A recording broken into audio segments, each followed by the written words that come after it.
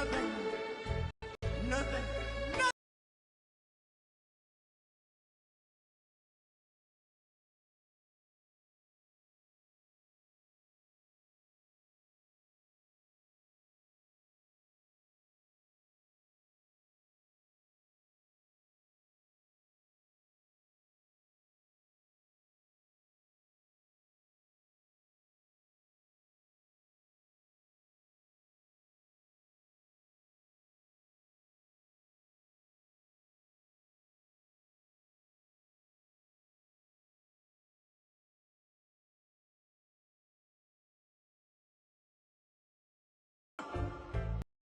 Like my Bible said, Noah.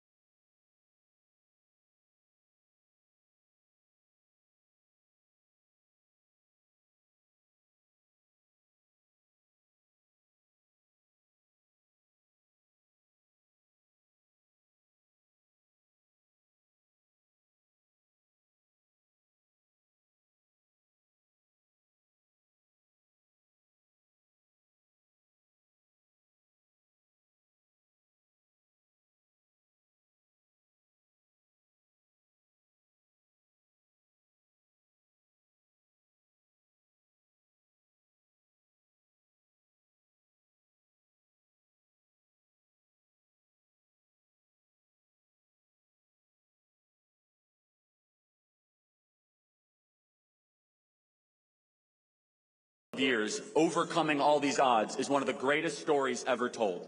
And let's just say thank you, God, for giving us Donald Trump and giving our country back.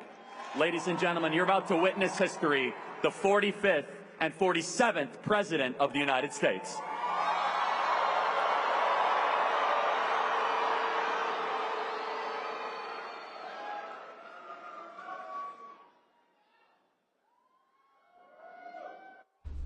If there was one thing that you wanted people to remember about Donald Trump, what is it? Never, ever give up. Over the years, I've surprised a lot of people. The biggest surprise is yet to come. You are about to begin the greatest adventure of your life. The biggest political phoenix from the ashes story ever. I am officially running for President of the United States. Transformation from businessman to reality TV star. We can now project the winner of the presidential race. Donald Trump wins the presidency. This is a man. We've been through so much together. This is a guy who has had arrows thrown at him. Democrats have tried to put him in jail, bankrupt But him. it would mean nothing. We overcame obstacles that nobody thought possible.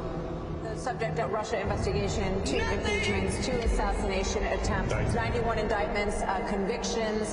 There is almost nothing that hasn't been thrown at this former president. For the past 9 years, we have been fighting against the most sinister and corrupt forces on earth. When they couldn't beat him, they tried to bankrupt him. When that didn't work, they tried to put him in federal prison.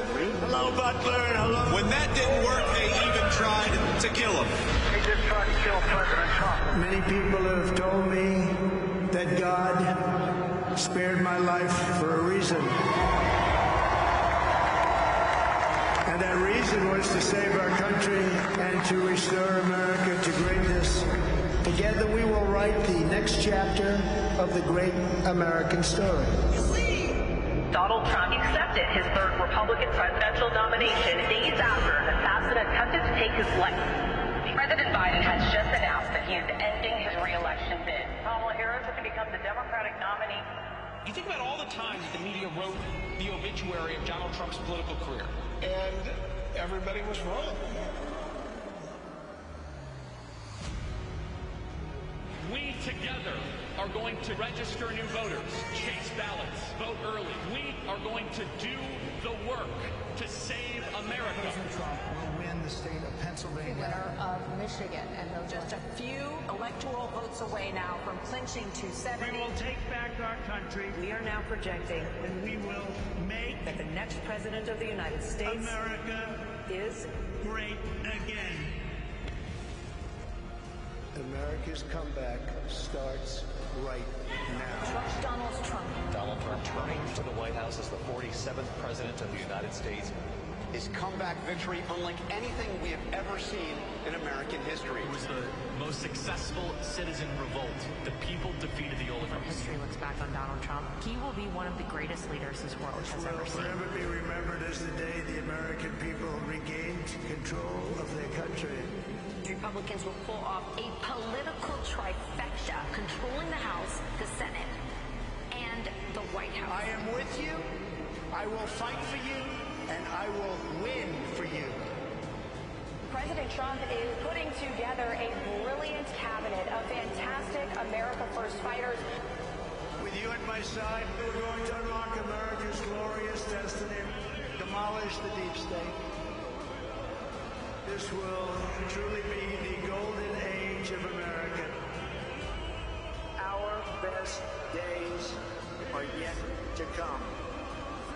Ladies and gentlemen, now welcome to the stage the 45th and 47th President of the United States of America, Donald J. Trump.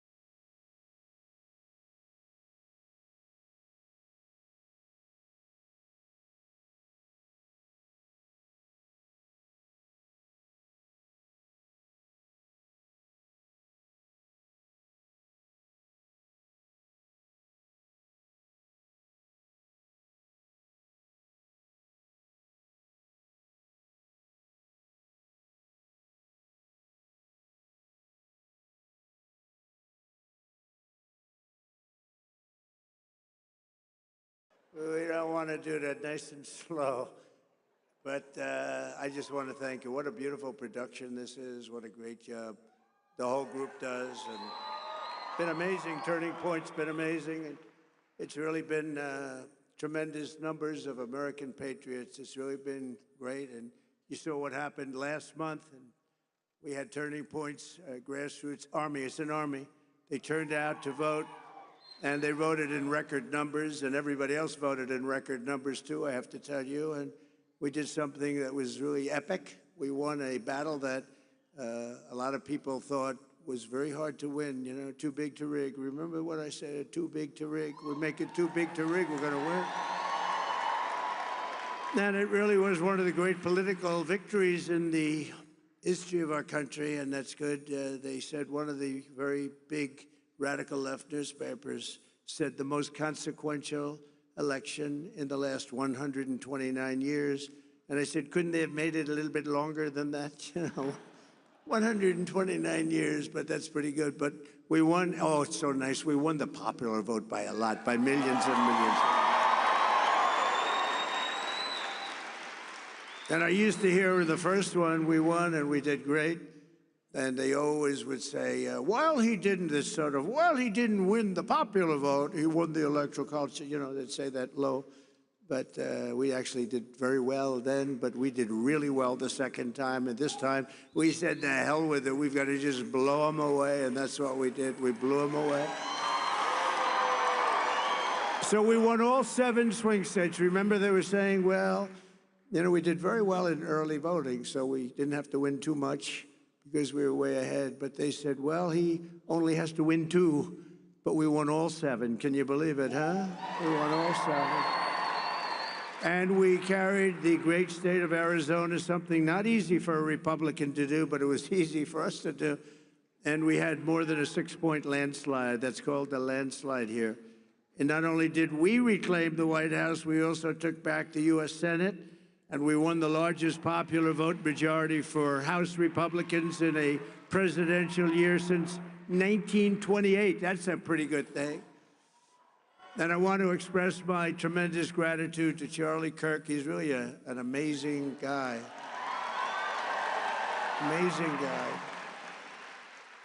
And his whole staff for their relentless efforts to achieve this very historic victory. It's such a great honor. It's not my victory, it's your victory.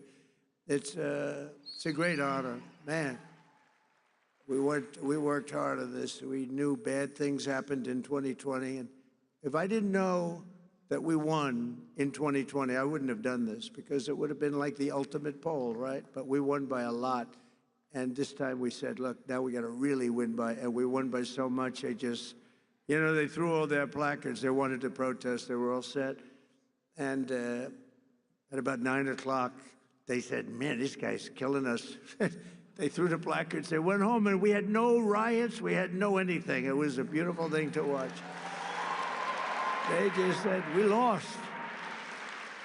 And we want to try bringing everybody together. We're going to try. We're going to really give it a shot. The thing that brings people together is victory. It's winning. And we had that for much of my first year. We had the greatest economy in history in our first term. We can now call it a first term. We had the greatest economy in the history of our country, maybe in the history of any country, frankly. And we did things that nobody could have done, and we're going to do them even better now. We're going to be drilling, as we say, drill, baby, drill. We're going to drill, baby, drill. But we're going to be doing a lot more than drilling. But I also want to give a very special thanks to everyone at Turning Point Action who outworked and outsmarted. Always outsmart. You gotta be smart too, and outorganized the radical left opposition. We had very strong opposition, not in terms of numbers, but I will tell you, something's happened, because that was a big defeat for them. Nobody expected the numbers. You know what happened? The pollsters went around, and whenever anyone said, it's none of your business, they say, who are you voting for, or who did you vote for? They said, it's none of your business. And sometimes they said much tougher language than that, but I'm not going to get into that, because I'll get in big trouble on the home front. And with Franklin Graham, please, sir. He says, please, sir, please don't use foul language. You speak so beautifully. You can do just as well. Actually, it doesn't work quite as well, but that's okay. It's just emphasis. But when they said, essentially, it's none of your business, that was a Trump vote. And they had the highest numbers of people that said that because they don't trust the press, et cetera. And we had the highest numbers, and that's why the polls showed us winning, but not winning in a landslide like we did. And we sort of knew that was going to happen. We could tell by the rally signs. Look at this. Here we won. There's no reason except celebration, but that's not a bad reason, is it? And look at the crowd. They have 7,000 or 8,000 people standing outside. They can't get in. Would anybody like to give up their seat, please? Huh? You know, doing this for years, I don't think I've ever had anyone say, yes, yes, I'll give it up. Just one person, nobody. The Democrats and the media said that Turning Point could never run a ground game. They weren't experienced. They didn't know Charlie, right? But when the ballots came in, the other side really didn't know what the hell hit them. They got hit hard. The victory was such an outstanding one, such a big one. And the other side now, and we don't want this. We want people to be happy and healthy. But they did. They lost their confidence. If you watch television now, they're all befuddled. They don't know what the hell happened. They're befuddled, to use quite a nice word that my mother used to use years ago, talking about somebody that's a mess. But they did. They've lost their confidence, and hopefully they'll lose it for a long time and then come over to our side because we want to have them. We want to have them. And we're going to have some inauguration on the 20th. We're going to have something. It's going to be great. Going to be great. But something happened also in the election. All 50 states shifted toward the Republican Party, every single one of them. And together we won the largest share of African-American voters of any Republican in modern history. Actually, in history. We won more Hispanic-American votes than any Republican ever, and we won the vote. We won the Latino men. Who's a Latino man? Do we have any Latino men? Now, you're not a Latino man. Very beautiful woman, but a man you are not. Of course, nowadays, who the hell knows? But we won the Hispanic, I call Hispanic. I always said, do you like Latino or Hispanic? Let's go. Let's do a free poll. Who likes to be called Latino? Okay, that's what's always happening. Listen to this. Who likes to be called Hispanic? Not as good as usual. But we won half of all voters aged 18 to 29. There's never been anything like that. We won by 36 young people. And we got the highest share of youth vote of any Republican ever before in history. And we had great people. You know, my son Barron said, Dad, you got to see this one, that one, this one. He said he likes Joe Rogan a lot, too. He said, you got to see Joe Rogan. Dad, you got to do an interview with these people. And he is a sort of a feel for young people. I guess that's a nice thing to have when you're young. But he has a feel for it, and it was amazing. So we got the highest vote ever for a Republican candidate. We won by 36 points with young people. That never happens. A Republican loses by 36 or 40. So I'm going to have to start thinking about TikTok. I think we're going to have to start thinking. Because, you know, we did go on TikTok, and we had a great response. We had billions of views, billions and billions of views. They brought me a chart, and it was a record, and it was so beautiful to see. And as I looked at it, I said, maybe we got to keep this sucker around a little while, you know? Who wants to? Oh, look, I see Sheriff Joe. Sheriff Joe, could we use you on the border? Stand up. Sheriff Joe, look at that. He had no problems with the border. You could straighten your border out in 2 minutes. We'll put Sheriff Joe over there. And and you're looking good, Joe. You're looking good. And we miss your wife, right? Your great wife. She's up there proud as hell of you. But he had no border problems. You didn't have any border problems. And we'll do that very shortly for you. We're going to have, you have a governor that doesn't know what the hell she's doing. You have people that don't know what they're doing. And we're going to change it because your border is a disaster. Your border is a disaster, what's going on. And you just have a few days to wait. We're going to be fully operational, I would say, by about 2 o'clock on the 20th. 20th of January. With your help, we gained 23 points with voters under the age of even 25. Think of that. We gained 23 points. And in the election of 2024, our movement not only won a mandate, but we built new American majorities all over the place and will define our country's future. I believe it's going to define our country's future for generations to come. That's going to happen. It's, you know, there's some people called up that are great people, actually. Great business leaders called, a lot of them. And some of them weren't exactly on my side, but they're on my side now. But they said there's a light over not only the country right now, but over the entire world. And it is happening. And we want to get some of these, wars that would have never happened, like Russia, Ukraine would have never happened. Israel would have never been attacked, would have never happened. We wouldn't have inflation. We wouldn't have had that Afghanistan horror show, that horrible, horrible, the way we left, leaving billions of dollars of equipment behind and 13 soldiers. And, you know, nobody ever mentions, and I mention because I love them, and they're all watching right now. 48 soldiers that were horrifically injured. Nobody ever, they lived, and they don't talk about them, but these are incredible warriors that were hurt so badly with the legs and the arms and the face, and hurt so badly.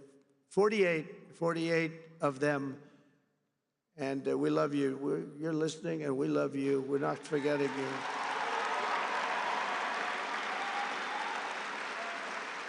And for all of us standing before you today, I can proudly proclaim that the golden age of America is upon us. It is. It's going to be a golden age. There's a spirit that we have now that we didn't have just a short while ago. Sadly, we didn't have. Well, who the hell can have spirit? Watching women get beat up in a boxing ring? I don't think that's spirit, right? We're going to end that one quick. We're going to end it very quickly. We're going to end that one very quickly. Since the election, the stock market has broken one record after another. The biggest gain of stock market after an election in history. That's a good sign. In a single month, small business optimism soared 41 points, which is a record. That's a record. Bitcoin has surged to an all-time record high of $108,000. Congratulations. Congratulations. And just last week, in an overwhelming statement of confidence in our leadership, the CEO of SoftBank, a very highly respected man in Asia, Masayoshi Son, you probably saw it, announced that he will be investing, and only because I won the election, he made that clear, only because he has confidence in the United States, between $100 billion and $200 billion. And he's going to be investing. It's equal to about 100,000 jobs at least. And all over the world, people are investing now. They're starting the investments, and it's going to be a beautiful thing with the jobs. But they're calling it the Trump effect because even before taking office, we're already bringing in the jobs and opportunity and safety and common sense back to the USA. We're bringing common sense back. Maybe that's the most important thing. I think common sense is the most important thing, but not only are we seeing it at home, but we're seeing it abroad as well. The European Union is suddenly talking about buying vast new quantities of natural, American, beautiful natural gas. It is beautiful, and it's very inexpensive. It's a lot less expensive than windmills all over the place. A lot less expensive. But I've informed Mexico and Canada that they will have to step up and stop the illegal aliens and illegal drugs from pouring into our country. Have to stop. And that goes for the European Union, and it goes for many other places. European Union's treated us very, very badly. We have hundreds of billions of dollars with deficits. They don't take our cars. They don't take our agricultural product, but we take theirs. And they've got to be careful. They can't treat us that way. They're not going to be treating us that way for long, that I can tell you. Because we're not going to let them turn the United States into a dumping ground. We're not going to let it happen. We pay Canada in subsidies and deficits over $150 billion a year. And you say, why are we doing that? Why are we paying Canada $150 billion? Essentially, we're paying Canada, and we love Canada. I have so many friends. I love Canada. I love it. But why are we spending $150 billion on Canada? Yet Canada allows people and drugs to flood in through our northern border. You know, we have a northern border that's not doing so well either. Likewise, people are coming in from Mexico in numbers that have never, ever been seen before. We had 21 million people come in over the past 4 years. Think of that, 21 million people. And you see a lot of these people should not be here. They come from mental institutions and prisons from all over the world, not just South America. Hundreds of thousands more are racing to get across before January 20th. You got to see it. And I was very strong with Mexico. I spoke to the new president, who was lovely, wonderful woman, and President Sheinbaum, wonderful woman, actually. But I said, you can't do this to our country. We're not going to take it anymore. You can't do it. But I've informed Mexico that it just cannot continue. We're not going to let it continue. The United States has lost 300,000 people a year. Think of that. I don't know. I mean, how many people, everybody you meet said, I lost my daughter, I lost my son to drugs, to fentanyl, mostly to fentanyl, but to drugs. Families are being destroyed, and we're going to stop it. We're not going to let that happen. And we're also going to be doing something that's, I think, going to help a lot. We're going to do very big advertising campaigns, just like a campaign for running for president. We spend a lot of money, but it'll be a very small amount of money relatively. We're going to advertise how bad drugs are for you, how bad they are. They ruin your look, they ruin your face, they ruin your skin, and ruin your teeth. If you want to have horrible teeth, take a lot of fentanyl. If you want to have skin that looks so terrible, take fentanyl. We're going to show what these drugs are doing to you. Nobody's done that before, and we're going to do it. And that is, it's going to be like running a political campaign, just like running for president, just like we just did. We had some pretty good ads, right? We explained what these people have done, how they're destroying our country. I mean, who would let millions of people pour in from prisons and jails and mental institutions, and I always say insane asylums? You know, the press gave me a hard time because sometimes I'd use the word, a name, Hannibal Lecter. They said, why does he mention Hannibal Lecter? That has nothing to do with it. Why would he? I mean, are they stupid? The fact is that we don't want Hannibal Lecter. You know what that is? Silence of the Lambs. We don't want Hannibal Lecter, Dr. Hannibal Lecter in our country, do we, huh? And you know what happened when they went to the voting booth? Or, unfortunately, if they signed their mail-in ballot, but we got by it. We got to change all of that stuff. We got to have great, fair, confident elections. But when they went into the booth or they signed their ballot, they said, Hannibal Lecter, that's a bad guy. We don't want him here. They knew that. They didn't like that. They didn't like that I used them because it's a very good example. It's like incredible what they do. We need borders, we need fair elections, and we need a free and fair press. And we're going to try getting all of them. As another example of the things we're doing and looking at, it's such a terrible thing is happening. The Panama Canal is considered a vital national asset for the United States of America due to its critical role, American economy, the whole world economy, and also national security. The Panama Canal. Has anyone ever heard of the Panama Canal? Huh? Because we're being ripped off at the Panama Canal like we're being ripped off everywhere else. A secure, he just said, take it back. That's a good idea.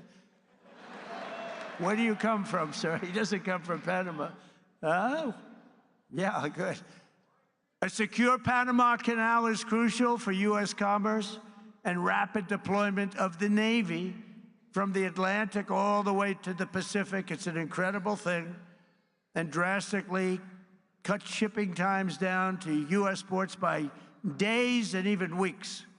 The United States is the #1 user of the Panama Canal, with over 72% of all transits heading to or from U.S. ports. Think of that. So we built it. We're the ones that use it. They gave it away. Considered one of the one of the great wonders of the world. The Panama Canal opened for business 110 years ago and was built at huge cost to the United States, and it really is big when you consider the lives and the treasure, the equivalent of $1.2 trillion today. You don't hear those numbers. 38,000 American men, almost all men, they went there to be construction workers and dig. They were diggers, and they were brave. 38,000 men died from infected mosquitoes in the jungles of Panama during the construction period. Think of that. We lost 38,000 men. Teddy Roosevelt was president of the United States at the time of its building and understood the strength of naval power and trade. When President Jimmy Carter foolishly gave it away for $1. During his term in office, it was solely for Panama to manage and not for China or any other country to manage. You see what's going on there? China.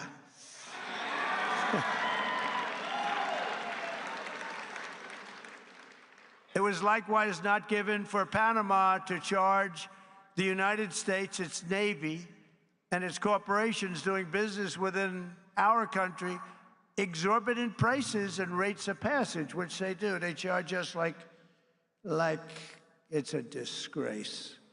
Our Navy and commerce have been treated in a very unfair and injudicious way.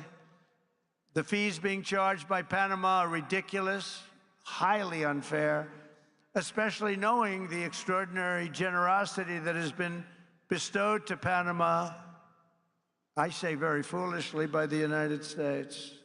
This complete ripoff of our country will immediately stop. It's going to stop.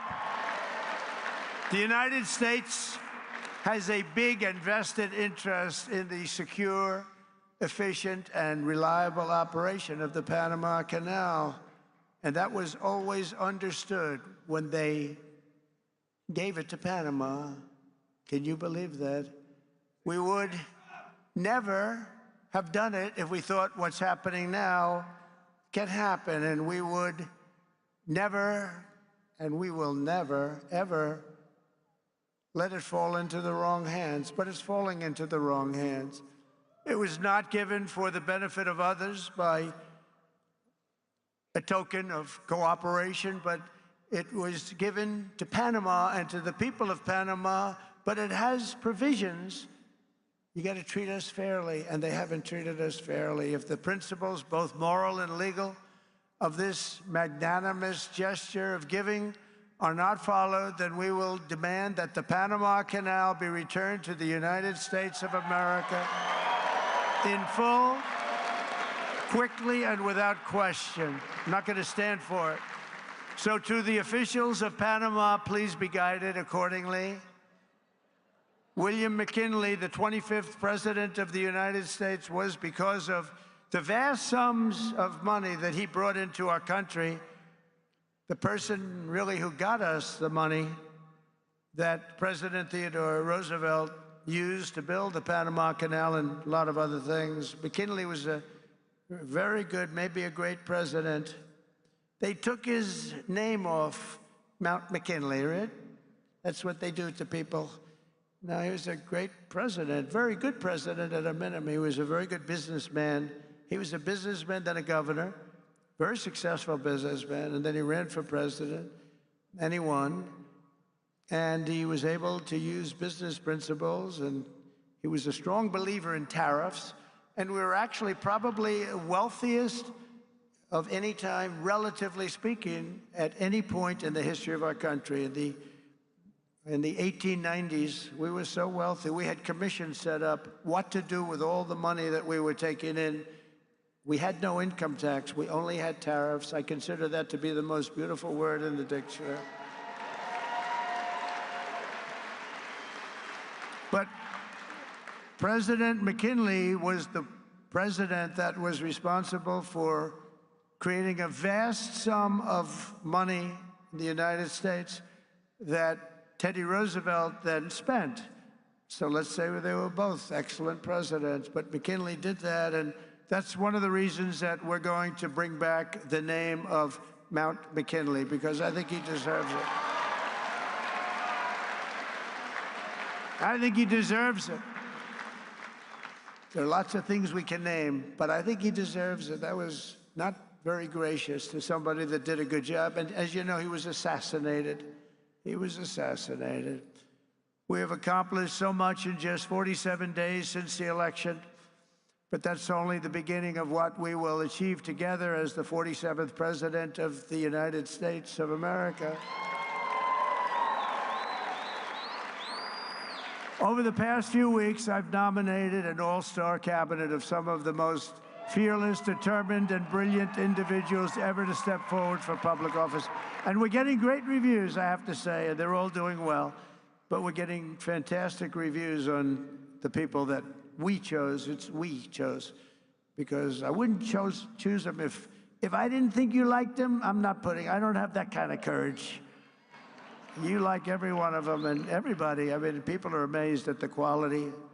Our Secretary Scott of the Treasury is central casting, the whole group. But to get wokeness out of our military and restore the unquestioned strength and fighting spirit of the American Armed Forces, I've appointed Pete Hegseth to be our next Secretary of Defense. He's going to be great. You know, I've interviewed with him a lot on Fox, and all he ever wanted to talk about was the military, including when we weren't on. He'd talk about the military. He'd talk about how unfairly our soldiers were treated. Can I give a pardon to this one or that one who was treated so unfairly? They teach them to be fighting machines, and then when they fight, they want to put them in jail for 35 years. And he was very strong on that. That's all he wanted to talk about, really, and it just seems so natural to me. Plus, he had a great education, went to Princeton and Harvard, was a tremendous student, and he's a very vibrant, strong guy. I think he's going to be great. He's doing well to make our intelligence community respected even more. I don't even think the word even is right, because we had some bad years with these people.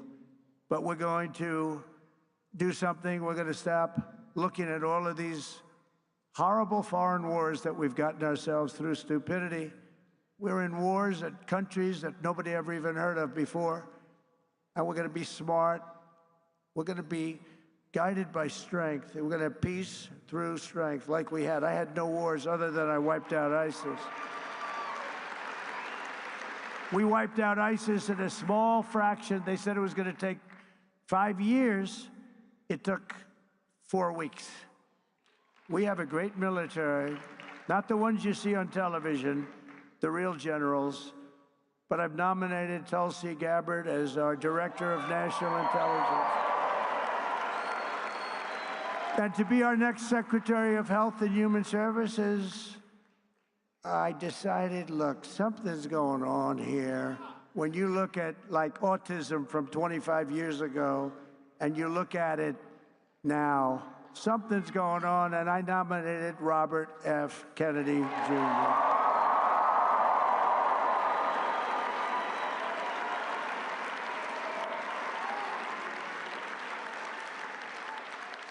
Think of it. Think of this. 25 years ago, autism, 1 in 10,000 children.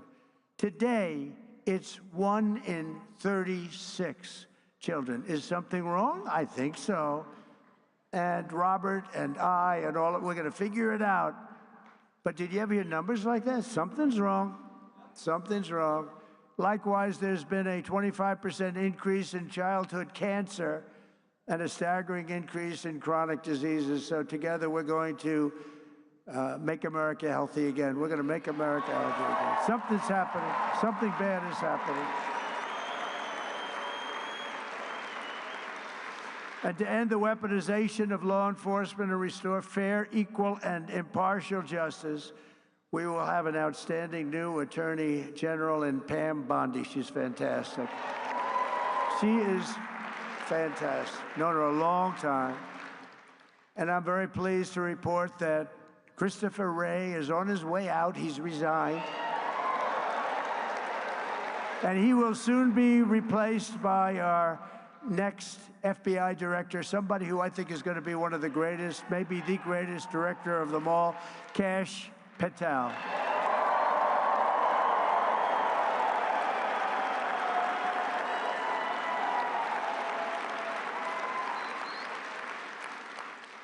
I campaigned on an agenda of delivering profound change to Washington, and last month the American people voted for change like they've never voted before, and in overwhelming numbers that nobody saw coming. I saw coming, because I think we all saw coming. When you went to the rallies, you saw that. We'd have, like we had in New Jersey, 107,000 people, and they'd go out the next day and they'd have 30 people, maybe 40 if they were lucky. And then I heard how it was going to be a close race. I said, why is that? Why is that? I don't quite get that. But now the Republican Senate majority is working very hard to confirm my nominees, and we appreciate it. And with the help of this dream team cabinet, and we have so many others I won't bother mentioning, but you know every one of them, we're going to embark on the most exciting and successful period of reform and renewal in all of American history. We're going to do something that's going to be really, really special. You're going to be so happy. And as you know, I made a series of big day one promises in my campaign. You know them just as well as I do. And 29 days from now, I intend to keep those promises to the American people.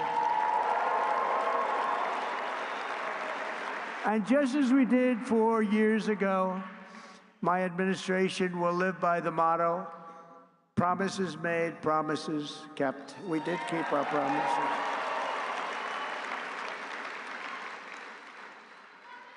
And there's a new hat, there's a brand new hat that's out. I saw it yesterday, the first time, and it's selling like hotcakes. It says, Trump was right about everything. And I don't want to brag, but we were right about just about everything, including foreign policy, these crazy wars that we're in. One of the things I want to do, and quickly, and President Putin said that he wants to meet with me as soon as possible. So we have to wait for this, but we have to end that war. That war is a horrible, horrible, the soldiers, the number of soldiers being killed, it's a flat plane, and the bullets are going, and there's powerful bullets, powerful guns, and the only thing that's going to stop them is a human body. They go dead flat land. Nobody's ever seen anything like it. Millions of soldiers have died now, millions. We're seeing numbers that are just crazy. Got to stop it. It's ridiculous. Would have never happened if I was president. That war would have never happened.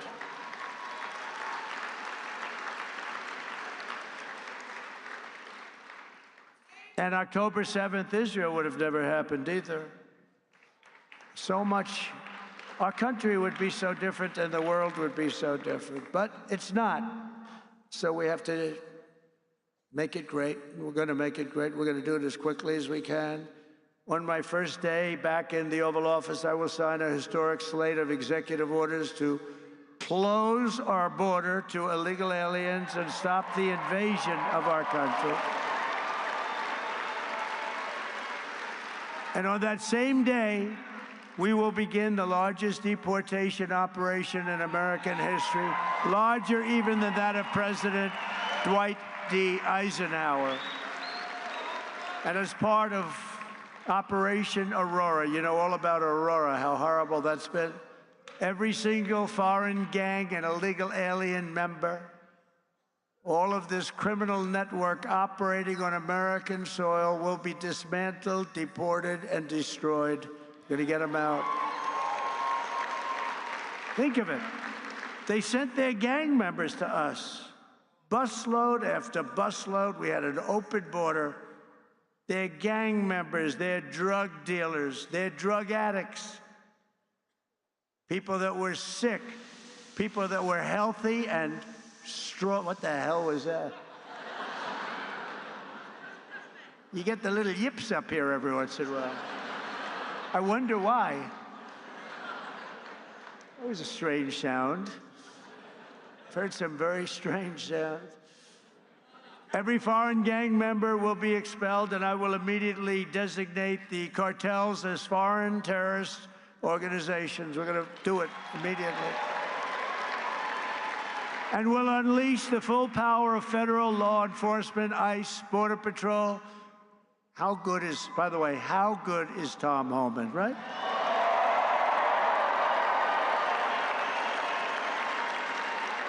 He's phenomenal. I've known him a long time. I'll bet you Sheriff Joe likes Tom Homan, right? Sheriff Joe, yes, yep. He goes, yep. The DEA, the FBI, the intelligence community, and financial sanctions to remove the migrant gangs and criminals that are killing and raping and maiming our citizens. We're going to get them out. We're going to get them out. We're going to get them out fast. We have no choice. We have no choice, by the way. I don't want to do that, but we have no choice. Last thing I want to do could have been so much easier.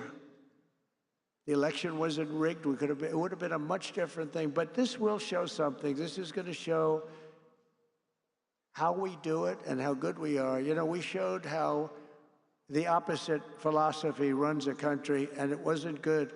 They had an approval rating today. It was 14%. Nobody's ever had an approval rating of 14. That's the lowest approval rating. And we're going to have a very high, in fact, we already have a very high approval rating. We're way up, way, way, way up, higher than almost anybody, higher than anybody as of this morning. We will end the occupation, and January 20th will truly be Liberation Day in America. Is that okay? Liberation Day. And this great liberation will be in honor of all of the victims of migrant crime and all of the angel moms and angel dads who have lost their really incredible kids that, you know, they're going around for years and years, and I talk to them all the time. I know so many of them, and many of them are here, and we can just say, we love you, we're with you. They had so little help from the politicians on the other side. We're joined today by Patty Morin, the mother of Rachel Morin, who you know all about, a beautiful mother of 5 who was murdered by an illegal alien monster who entered our country under the open border policies of the Biden administration.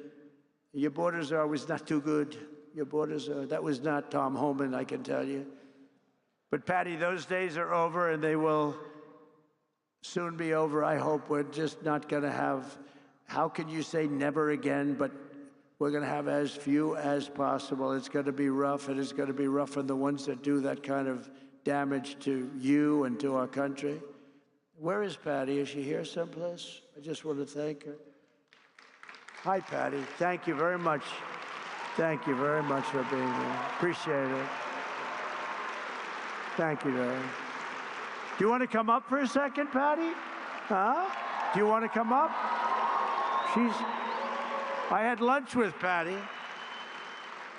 and she suffered greatly. I said, let me help you with your eyes, because I want to help her with her eyes. She has an eye situation that can be fixed with some medical help. Many of them can't be fixed. I said, Patty, get your eyes taken care of. I'll take care of it. Just get it done. I hope you got it done. Did you have them done yet? Did you have it done yet, Patty? That's great. Oh, you look good, Patty. Be careful.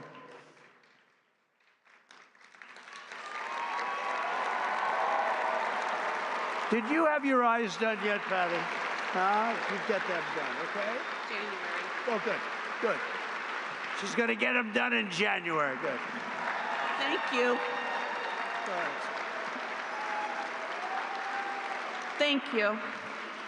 The first time I met President Trump in person, he invited us to lunch, my attorney and I. And to be honest, I didn't do anything. I just sat there.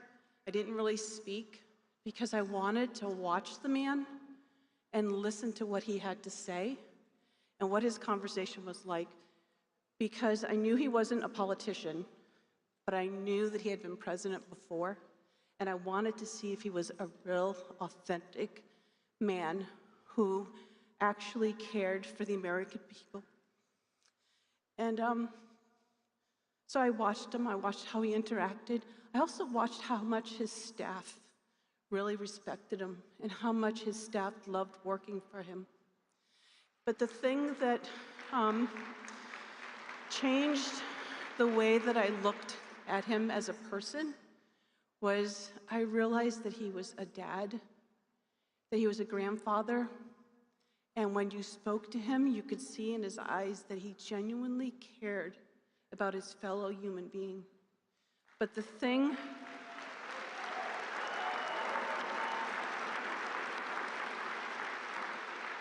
I appreciate the most is that he heard the cries of a mother, and he cared, and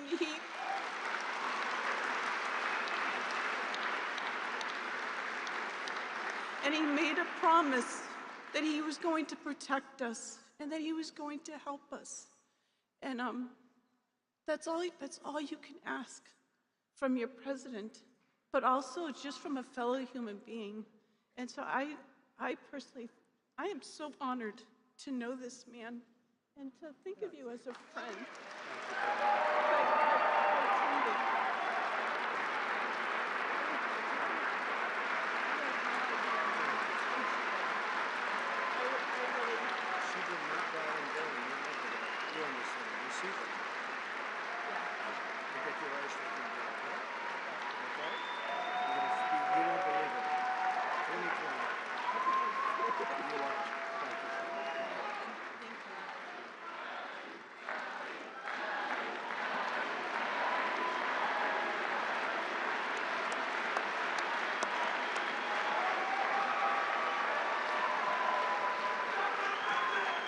Thank you very much. She's been through hell. Who wouldn't be? I mean, so many people, so many, I call them angel moms, and they go through hell. And many of them say it doesn't get any better, but we have to hope it does get better. Also with us is a very special guy, the president of the National Border Patrol Council, Paul Perez. He's incredible. He's doing a fantastic job, and he wants to do the job right. Hey, Paul, come on up here, Paul, quickly. Paul, in 1 month, the Patriots of Border Patrol will once again have a president who will back you and will have you, and we're going to work together as we have done in the past. You know, we had the safest border in the history of our country. And you remember the famous sign that I pulled down? That sign was about how good the border was. I haven't used that sign much lately.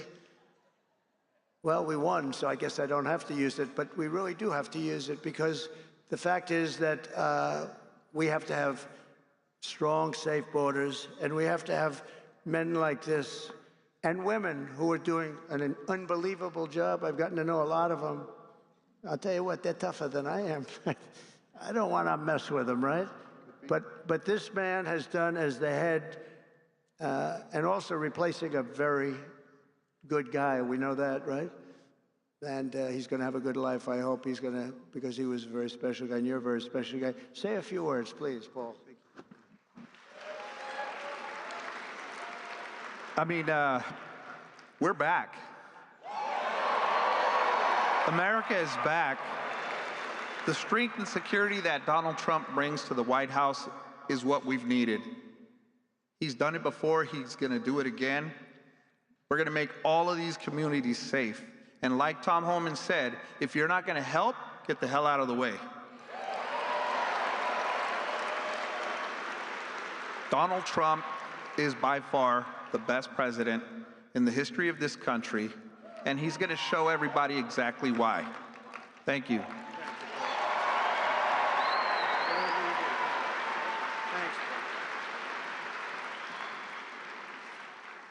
Thank you very much, Paul, and everybody, and Brandon Judd, and all of the people. They do such an incredible job.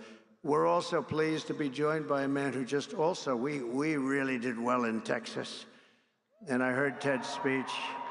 And he can come up and speak more if he wants, or he can just, you know, Ted's going to be going to a big event in a little while. Where's Ted Cruz? Is he here? He's here someplace. Ted? Ted? Oh, oh. Oh, he's in trouble. Oh. He's in trouble. No, he was here. Oh, good.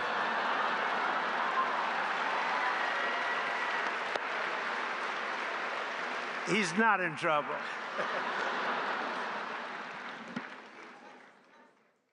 Keep Texas, Texas. Amen. And I've got to say, this election has given President Donald J. Trump, a Republican Senate and a Republican House, a clear mandate to deliver on our promises.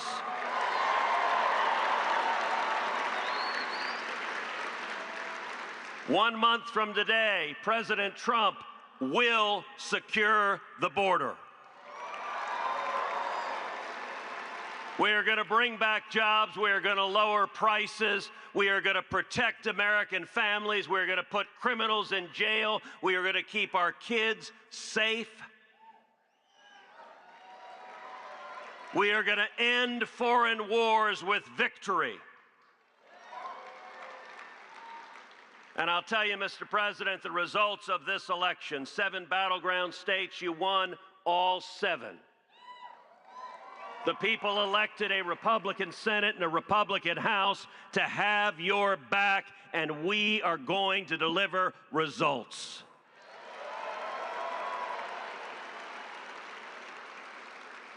And if I can speak parochially for a minute, one of the most consequential things that happened in this race in Texas, you won profoundly in Texas, and both you and I won a majority of Hispanic votes in the great state of Texas.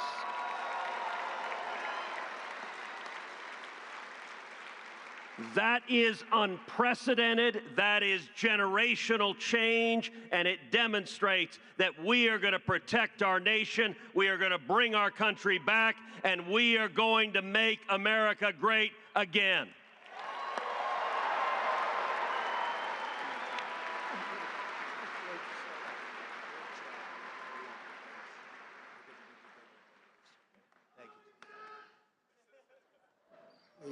He's actually a great guy, was really out there working very, I'm so glad he was here.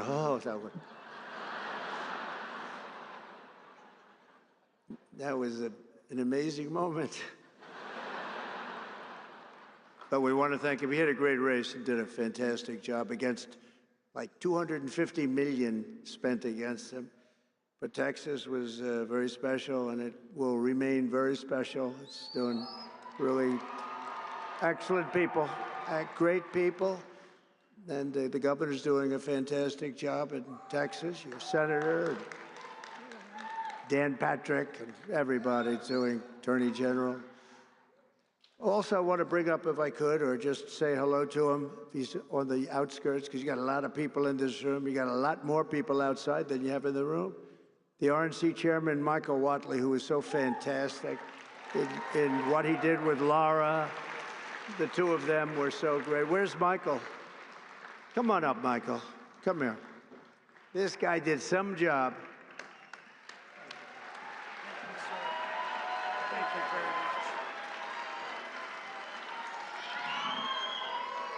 much. It takes three things to win in a battleground state. Number one, you got to get out the vote. Number two, you got to protect the ballot. And number three, you have to have a great candidate who runs a great race.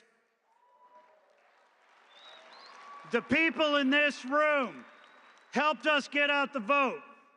They helped us protect the ballot. We would not have been able to win all those battleground states without you. But when it comes to having a great candidate who runs a great race, there is simply nobody better ever than the 45th and now 47th President of the United States of America, Donald J. Trump.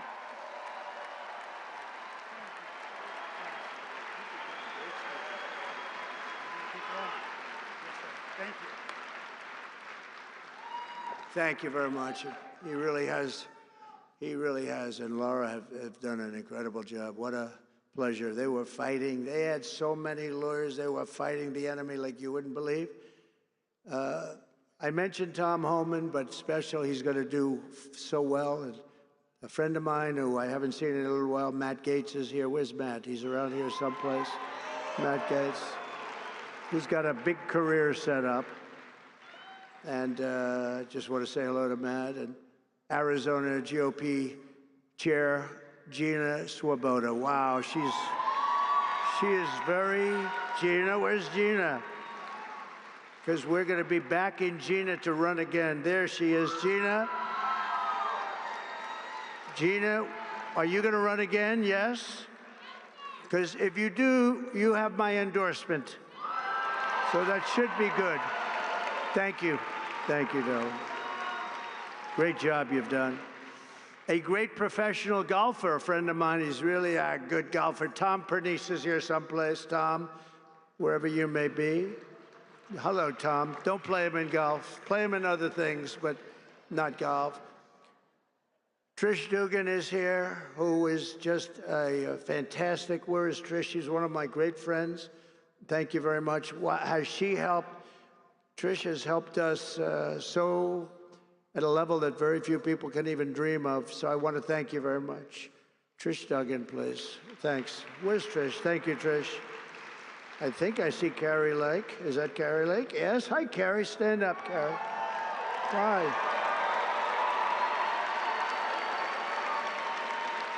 Hi. Good job. Worked hard. She's a good woman, and she's going to be doing something very big, maybe bigger.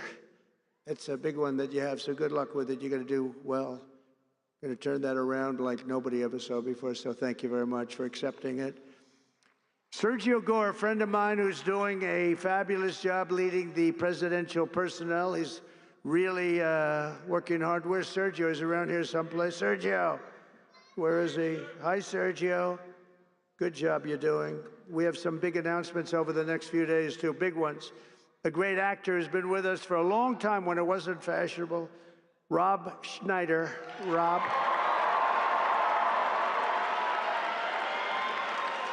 He was here with a few of his friends when it wasn't quite as fashionable, right, Rob? But you were here. Thank you very much. Great job you're doing, too. Karen Robeson. Where is Karen? Karen is here, and she's, I hear, running for governor. She's going to be running for governor. Where's Karen? Hi, Karen. Hello, Karen.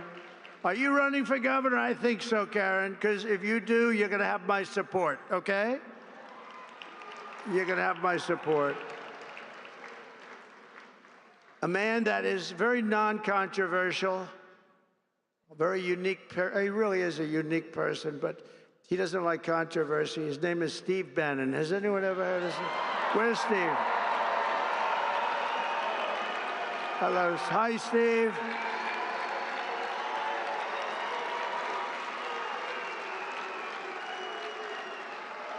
A big, powerful voice he's got. His show is phenomenal. War Room. And thank you, Steve. There's nobody like Steve. Thank you very much, Steve. And a Phoenix police officer who was shot 8 times in the line of duty, Tyler Moldovan, who I just saw backstage. Where's Tyler? Oh, he's got to be right there. There he is. Hi, Tyler. Thank you, Tyler. Hi, Tyler. Wow. Thank you, Tyler.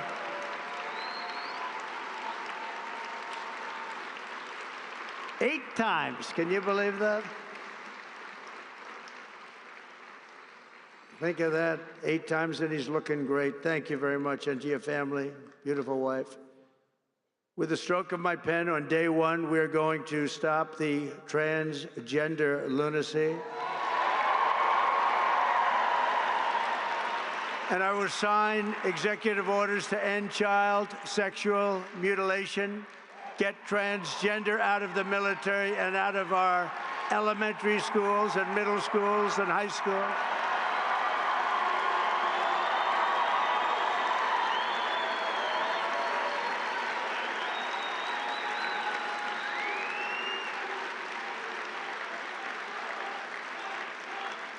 And we will keep men out of women's sports.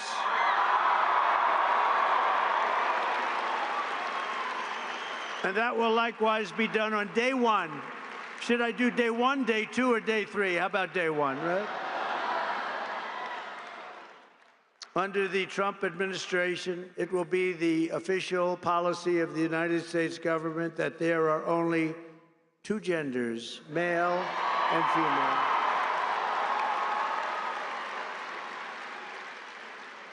Doesn't sound too complicated, does it? To rescue our economy, I will sign day 1 orders to end all Biden restrictions on energy production, terminate his insane electric vehicle mandate, cancel his natural gas export ban, reopen ANWR in Alaska, the biggest site potentially anywhere in the world, and declare a national energy emergency. And do we have great people in energy, head of energy, Chris Wright, and Doug Burgum is the interior, and I merged both of them. You know, the energy had no energy. It just had the right to do energy, and interior.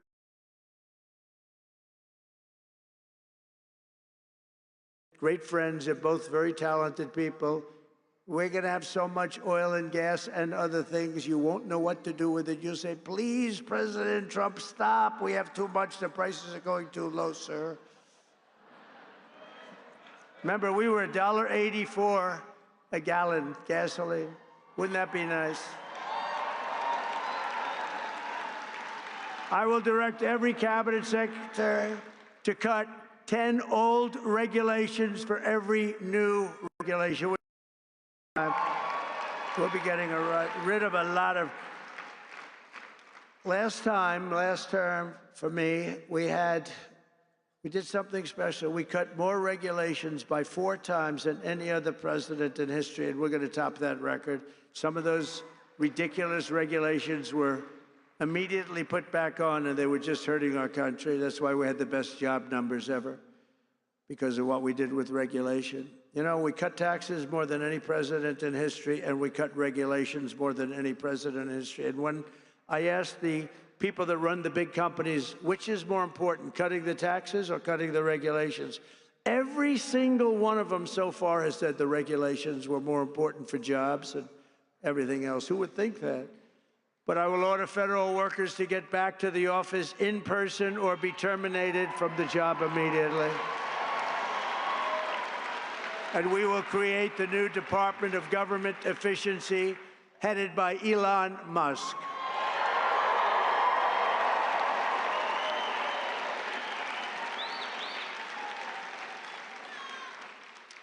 And no, he's not taking the presidency. I like having smart people. You know, they're on a new kick. Russia, Russia, Russia, Ukraine, Ukraine, Ukraine, all the different hoaxes. And the new one is, President Trump has ceded the presidency to Elon Musk. No, no, that's not happening. But Elon's done an amazing job. Isn't it nice to have smart people that we can rely on? Right? Don't we want that? He's done a great job. And I'll tell you, he landed that rocket a few months ago. It landed, it's coming down so fast, 17,000 miles an hour, he says, and coming down, it looks like it's getting ready. And then all of a sudden, the jets go on, it slows it down, then it's almost stopped it. Then it guides it over left, right, up, high, down. I said, what the hell's going on? Because nobody ever saw this before. And then it has the big gantry, very expensive. It looks like it's going to be smashed to smithereens. And then those jet engines roared from the bottom. It's coming in this way, a little hot. And the engines, blah, pushed it straight. It landed. And it was like you're hugging a beautiful baby. Baby.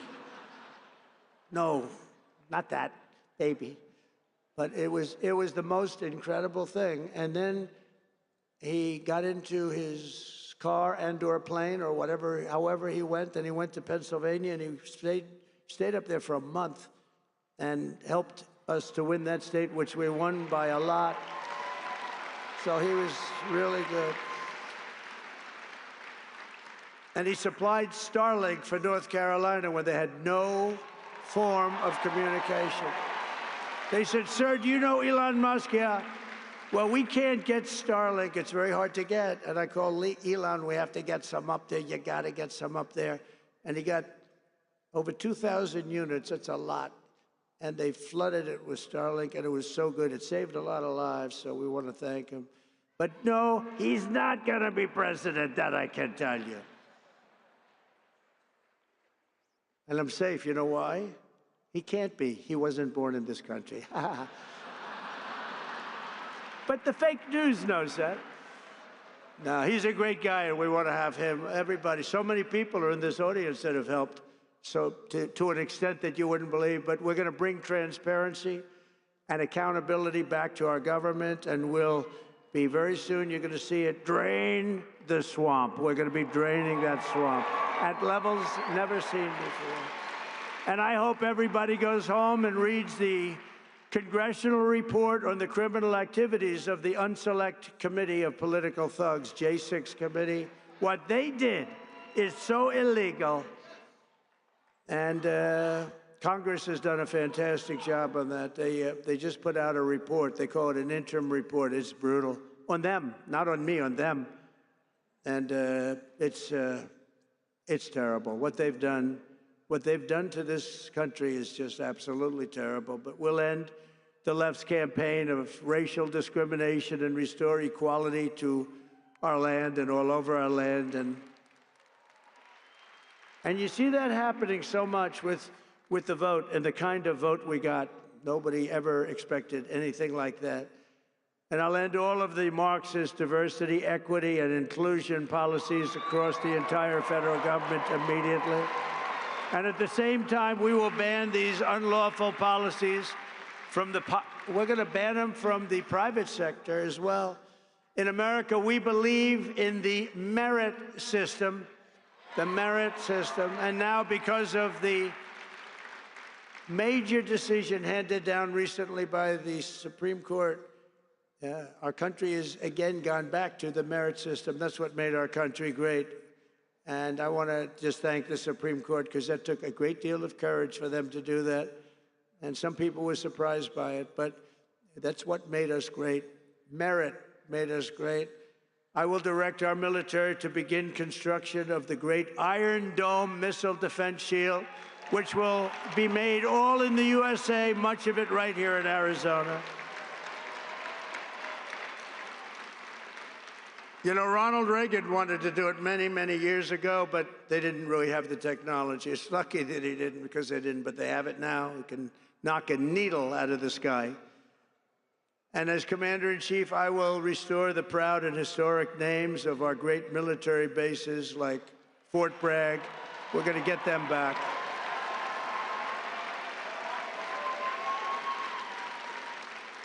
And woke has to stop, because along with everything else, it's destroying our country. We're going to stop woke.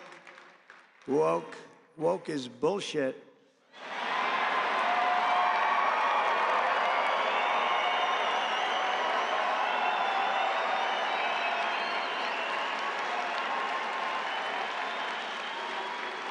As an example, in addition to the military bases, I understand they want to now rename 14 ships. We want to rename them. Some of these ships have had a great and glorious past. They want to take the name off and put another name down. Oh, I can imagine whose name they're going to put up. Not going to happen with me.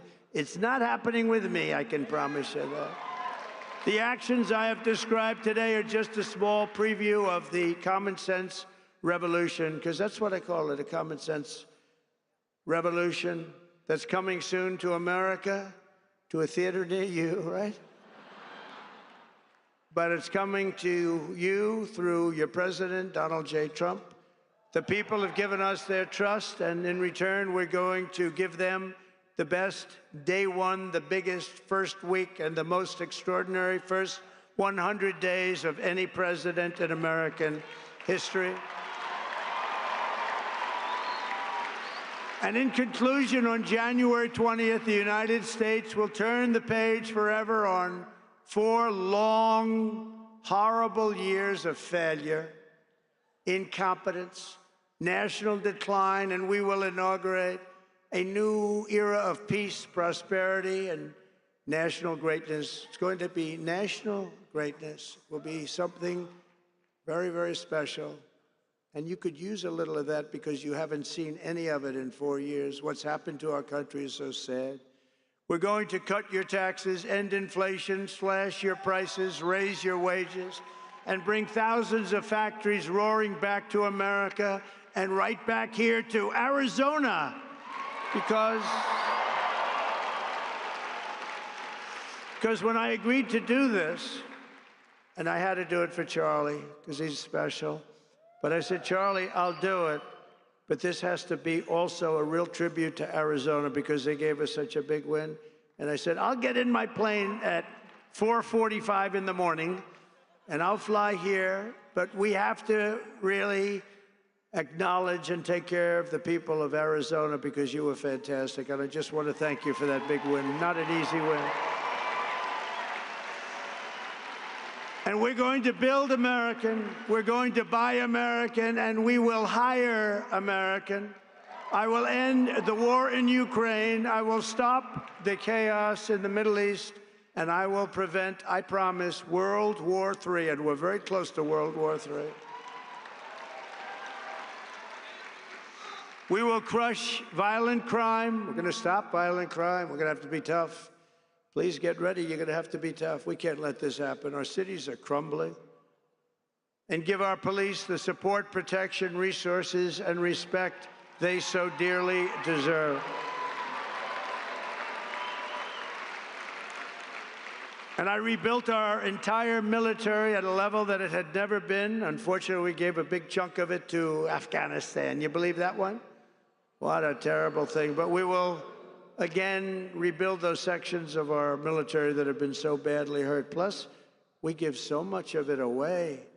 You know, when I came in the last time, we had no ammunition. Can you believe it? I was greeted with a general, sir, we're very low, almost no ammunition. I said, keep it quiet.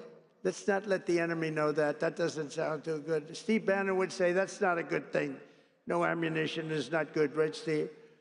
And I built so much ammunition so fast, nobody's ever seen anything like it. We give a lot of our ammunition away, as you know.